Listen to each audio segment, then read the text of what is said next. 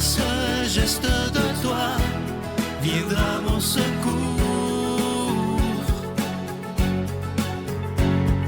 Viens semer dans mon âme le grain de l'amour. Je traverse un désert et je meurs de soif. Montre-moi le mystère qui garde la foi. Bonjour, bienvenue à votre émission La Victoire de l'amour en ce mercredi 23 juillet 2025. J'espère que vous allez bien chez vous. On est en plein milieu de l'été et pour cette chronique Une vie qui rayonne, on cherche les moyens ensemble de toujours avancer vers ce rayonnement, plus de porter la lumière de Dieu en nous pour la transmettre au monde. Eh bien, en cette période estivale, n'est-ce pas que le repos, être reposé, c'est un bon moyen d'être patient, d'être doux, d'être joyeux. Quand on est fatigué, quand on est à bout, c'est plus difficile. Alors, prendre le temps de nos vacances, ou si on a peu de vacances durant l'été, bien, au moins prendre quelques moments. Donc, on va se parler de différentes formes de repos, des types de repos. Bon, d'abord, le plus évident, le repos physique. On dort, on prend le temps de dormir un peu plus, on ralentit le rythme. C'est très facile, hein? Marcher plus lentement, se mouvoir plus lentement. C'est une bonne manière de prendre conscience que je suis en train de me reposer là. Je prends le temps de respirer. Je fais participer d'abord mon corps. On peut aller plus loin aussi. Le repos mental. Parfois, le bruit de nos pensées, le bruit de nos anxiétés, de nos stress, de nos anticipations, les stress intérieurs, le stress mental, nous épuisent, nous fatiguent. Alors, prendre le temps de faire silence. Non pas un silence vide, désertique, inquiétant, mais un silence rempli de la présence de Dieu, rempli de cette paix, de cette plénitude de sérénité. On fait le silence et on remet tout à Dieu. C'est le silence, le repos mental. Évacuer, prendre le temps de nommer ce qui nous habite, l'écrire peut-être pour l'évacuer, pour faire le vide, pour pouvoir se reposer, se déposer au fond de nous-mêmes, sans cette agitation. Aussi, le repos social. Je ne sais pas pour vous, mais il y a des périodes dans nos vies où on est avec plein de monde tout le temps. Bon, si vous êtes en famille, vous savez de quoi on parle, avec des jeunes enfants, souvent ça bouge beaucoup. S'offrir une petite heure, si on peut, ou une journée complète, une journée ou un week-end, seul. Et si on vit seul, si on est seul, en prendre conscience que c'est peut-être le moyen de se reposer, de profiter de cette solitude-là comme d'un cadeau.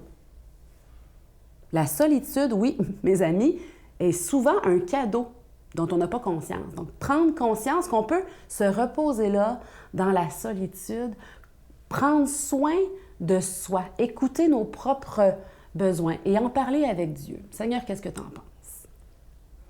Le repos spirituel, bien évidemment, un ressourcement, ouvrir la Bible, prendre le temps d'énumérer nos bénédictions, prendre le temps de rendre grâce pour Dieu, dire merci à Dieu, énumérer nos gratitudes, les écrire.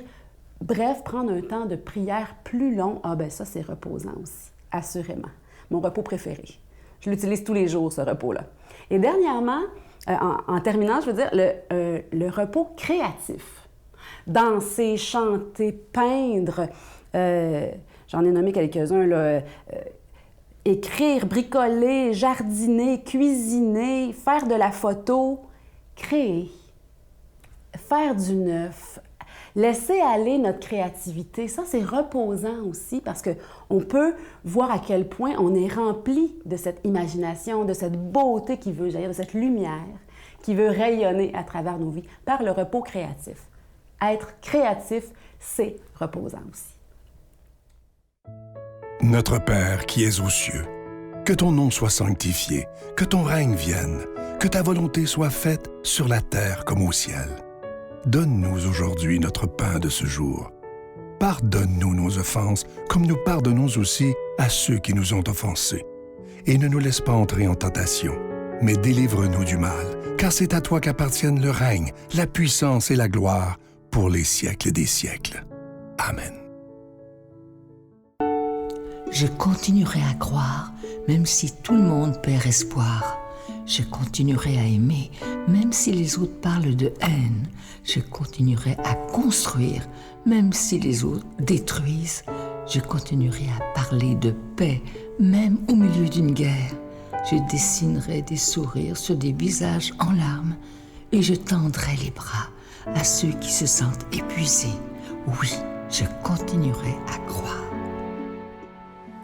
Encore une fois, je suis heureux de vous parler de ce magnifique cadeau du mois. Il est de toute beauté. C'est un bracelet, une belle exclusivité de la Victoire de l'amour. Il est en cristal et vous voyez les petites croix, c'est en pierre d'hématite et ce bracelet, il est déjà béni. Il est autant pour hommes que pour femmes et il est ajustable. Je vous rappelle que vous le recevrez avec un don de 25 $ et si vous en voulez deux, avec un don de 40 $ et vous recevrez également un reçu pour fin d'impôt. Merci de tout cœur de donner des mains à la Providence parce que cette émission, c'est grâce à vous. Si elle existe, c'est pas grâce à moi ou aux gens de l'équipe. C'est vraiment vous qui décidez, mois après mois, de dire, bien moi, je vais prendre un petit montant pour aider la Victoire de l'amour afin que cette émission puisse continuer pendant encore des décennies. C'est mon rêve, évidemment, et je suis sûr que c'est le rêve de Dieu, qu'on puisse parler dans les temps modernes qu'on vit, mais les temps surtout très difficiles, d'annoncer ce Jésus qui est prince de la paix et qui est prince de nos cœurs, je l'espère. Merci de donner des mains à la Providence. Je suis dans une grande gratitude et voici comment vous procurer le cadeau. Par la poste à la Victoire de l'amour, casier postal 120, succursale Boucherville à Boucherville, le J4B 5E6, ou par téléphone, par carte de crédit, du lundi au jeudi, de 8h à 17h, au 514-523-4433, ou à notre numéro sans frais, le 1-888-811-9291. Également sur notre site Internet, le www.lavictoiredelamour.org. Avec votre don, vous recevrez aussi un reçu pour fin d'impôt. Merci de donner des mains à la Providence. Merci d'investir dans votre foi.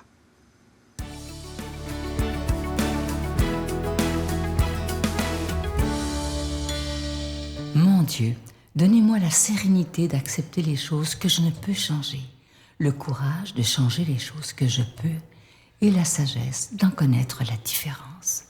Amen. On rejoint maintenant le Père Gauthier qui va nous faire l'homélie d'aujourd'hui.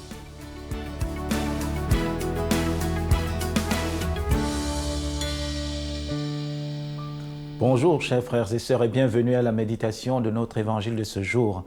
L'évangile qui nous est proposé, c'est l'évangile selon saint Matthieu, au chapitre 13, versets 1 à 9. Et nous savons cet évangile, quand nous le lisons, c'est la parabole du semeur. Et dans cette parabole, le Seigneur lui-même va expliquer les termes de la parabole. Il va parler du semeur qui est sorti et qui jette les grains sur la route, qui jette dans les ronces et encore dans les terres dures et finalement dans la bonne terre. Mais avec vous aujourd'hui, j'aimerais regarder pas simplement la terre, parce que nous savons que le Seigneur nous invite dans cette parabole à être la bonne terre, c'est-à-dire la terre qui n'est pas simplement là pour entendre la parole de Dieu, mais pour l'accueillir dans nos cœurs, la laisser germer. Avant de voir comment nous pouvons disposer nos cœurs et préparer nos cœurs à être la bonne terre, comme nous le dit saint Augustin, il est important de regarder le semeur. Alors, regardons ce semeur extraordinaire. Quand on sème, quand on est un semeur, on ne jette pas les graines sur la route, on ne jette pas sur les ronces, on ne jette pas, n'est-ce pas, sur les terres arides. C'est quand même contradictoire à l'esprit du semeur. Quand on sème, on va toujours chercher la bonne terre. Mais ça nous révèle quelque chose de notre Dieu, frères et sœurs. Notre Dieu qui nous aime tant, il donne sa parole, il donne son évangile avec largesse à tout être humain. Qu'on soit disposé ou non, Dieu ne fait pas des restrictions. Dieu, n'est-ce pas, ne se prive pas de nous donner cette joie extraordinaire. Dieu ne se prive pas de nous donner cette paix extraordinaire. Avec Jésus, tout est gratuit. Mais attention, parce que tout est gratuit, quelque chose nous est demandé en retour. Pas de payer une monnaie, n'est-ce pas? Juste de préparer notre cœur. Je prends un exemple pour que vous puissiez mieux comprendre, un exemple très simple. Nous avons 2 cultivateurs et les 2 sont en train de prier pour qu'il y ait de la pluie. Et les 2 vont prier. Le premier prie et il attend. Le deuxième prie et il va labourer son champ. Qui est celui qui prie le plus? Qui est celui qui est le plus disposé à recevoir la pluie? Ah, c'est le deuxième, vous allez me le dire. Parce qu'après la prière, il est allé labourer son champ. Et c'est ça, en fait, la bonne terre. La bonne terre, le bon chrétien ou la bonne chrétienne, ce n'est pas simplement quelqu'un qui écoute la parole de Dieu, parce qu'on peut l'écouter. Maintenant, il faut la mettre en pratique. Et la mettre en pratique, c'est demander à Dieu jour après jour de venir disposer notre cœur, de laisser germer les fruits de la parole de Dieu. Mais vous allez me poser la question, c'est quoi les fruits de la parole de Dieu? Frères et sœurs, c'est magnifique, parce que l'apôtre Saint Paul nous le donne dans l'Épître aux Galates, c'est les fruits des chrétiens, les fruits de l'Esprit en nous, la paix, la bienveillance, la joie, l'amour. Et c'est ça que nous devons produire comme bonne terre. Mais ce n'est pas fini, frères et sœurs. Le Seigneur aussi nous explique que pour pouvoir être une bonne terre, il faut faire attention. Il faut faire attention parce que nous pouvons être une bonne terre, mais les ronces viennent y pousser. Et les ronces, en fait, c'est tous ceux qui nous inquiètent, c'est tous ceux qui nous enlèvent cette joie d'être enfants de Dieu. Je prends l'exemple, quand on est croyant, quand on est chrétien, même simplement quand on est une personne humaine de bienveillance, n'est-ce pas? Quand on vit, même si on est athée, il nous est demandé d'éviter des personnes qui nous plombent le moral, c'est-à-dire qui viennent nous rendre la vie triste. Vous savez, nous devenons par essence même ce que nous mangeons, ce que nous écoutons. Si vous passez le temps à être entouré avec des gens qui vous disent seulement des choses négatives et néfastes, cela jouera sur vous. Et voici aussi une manière qu'on doit disposer notre cœur. Qu'est-ce que j'écoute? Quels sont les gens que je côtoie? Attention, frères et sœurs, ce n'est pas ici un moment de faire une morale, une sélection, de dire ceux-là, je les mets de côté. Non, mais c'est de pouvoir discerner.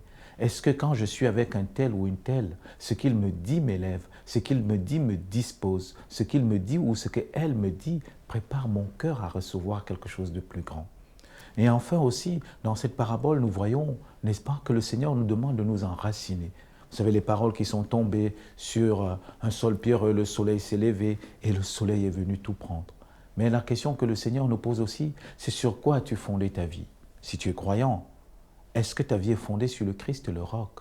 Et si tu n'es pas croyant, qu'est-ce qui donne sens à ta vie? Parce que s'il n'y a rien qui te relie à cette vie de manière radicale, tu seras une personne qui va ondoyer et diverger. Alors aujourd'hui, demandons cette grâce au Seigneur Jésus-Christ, qu'il vous bénisse, qu'il vous garde, mais qu'il nous donne cette capacité d'être une bonne terre. Il nous donne cette capacité, vous et moi, de pouvoir disposer notre cœur, notre vie à être source de l'Évangile, de la bonne nouvelle, mais qu'il nous donne aussi cette capacité à devenir des bonnes personnes, alors qu'il vous bénisse, vous protège et vous garde. Au nom du Père et du Fils et du Saint-Esprit. Amen. Je vous salue Marie, pleine de grâce. Le Seigneur est avec vous. Vous êtes bénie entre toutes les femmes, et Jésus, le fruit de vos entrailles, est béni. Sainte Marie, Mère de Dieu, priez pour nous pécheurs, maintenant et à l'heure de notre mort. Amen.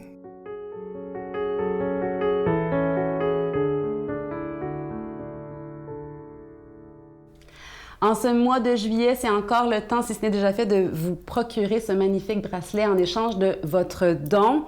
Il est en pierre de cristal et en hématite, orné d'une croix en acier inoxydable qui ne ternira pas. Merci pour vos dons. Ça se porte facilement, autant par les hommes que par les femmes. Il est magnifique. Moi, je l'apprécie énormément. Merci de participer activement par vos dons à la mission de la victoire de l'amour, d'annoncer la bonne nouvelle de l'amour de Dieu à la télévision et sur Internet. C'est grâce à vous que tout ça est possible. Vous le savez. Laissez-moi vous redire encore toute ma gratitude et la gratitude de toute l'équipe, bien évidemment. Soyons ensemble des porteurs de la lumière, de la résurrection, des porteurs de la victoire, de l'amour. Bonne journée. En fait, comme un samedi matin normal, je suis allée au gym, je suis allée m'entraîner. Puis quand je suis rentrée à la maison, mon mari était décédé. Et par ton sang versé, l'amour a triomphé, mon cœur chantera. Alléluia, ma vie est restaurée, la haine est terrassée, mon cœur chante.